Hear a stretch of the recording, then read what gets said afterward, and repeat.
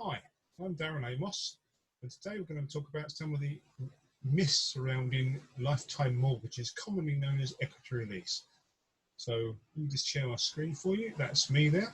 So equity release myth busting. I'm an equity release later life lending specialist, and I'm here to just talk you through the options and some of the misconceptions that people have.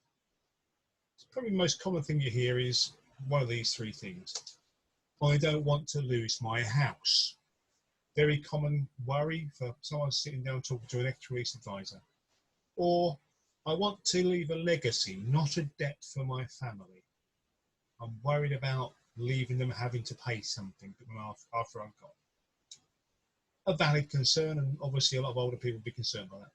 Finally, there's, I won't be able to move when I want to. So this is when people are thinking, I'm all right now, but I might have to move into a bungalow later on or something. And they're concerned by that. So let's look at that as an option for you. First of all, there are some guarantees built into equity release, and these are the guarantees. Your house is always yours until you decide to sell it and move. That's guaranteed by every lifetime mortgage governed by the Equity Release Council rules. So it's always key to make sure it is governed by the Equity Release Council rules, and your advisor will explain to you whether it is or not.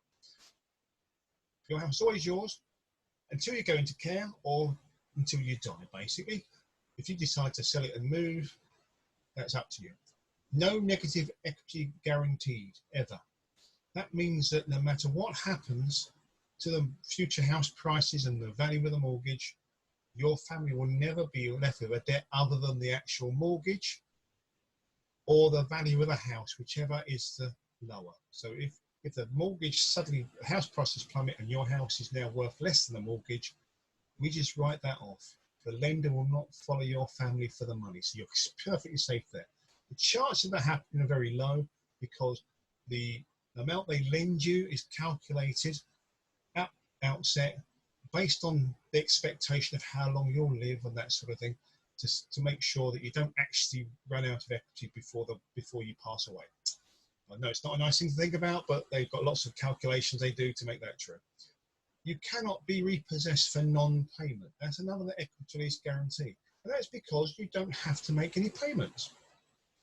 If you don't have to make payments, you can't be repossessed for not making them, can you? So it's quite straightforward.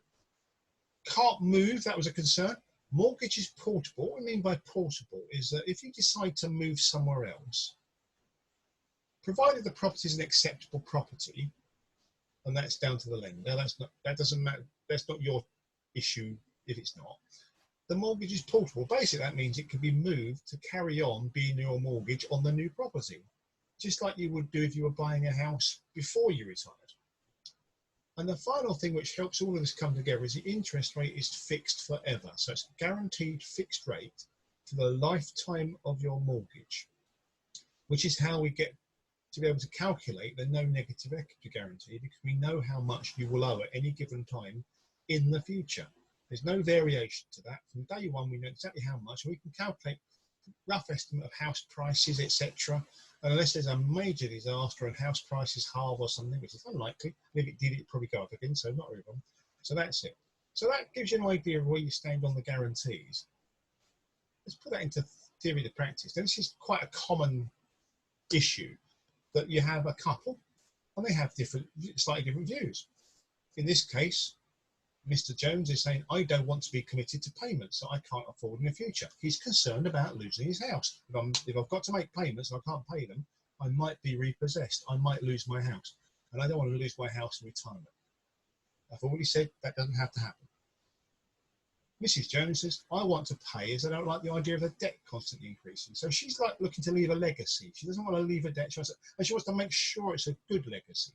And she's happy to make the payments in the meantime. That seems to be something that contradicts each other.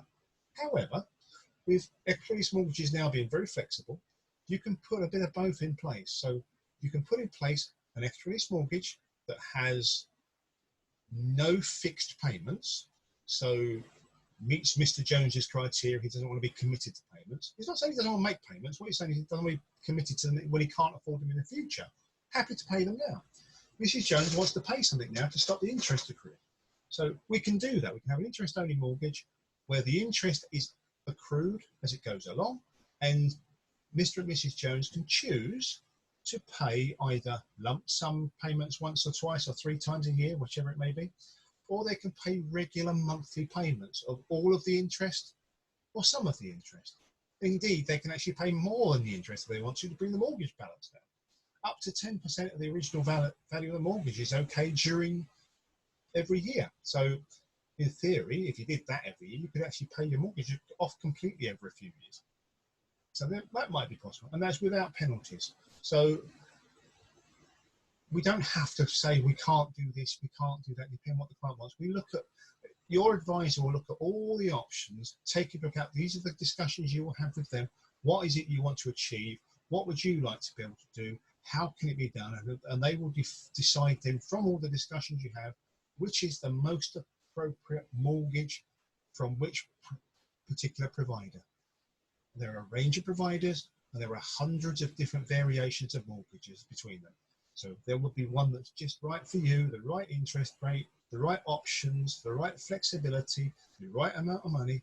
All that's down to that. And that means you can still, as Mr. and Mrs. Jones there, obviously enjoy nice holidays in the Caribbean by the look of it. So I think that's probably explained a bit for you. I'm going to leave it there. So thanks for listening, and that's me over today.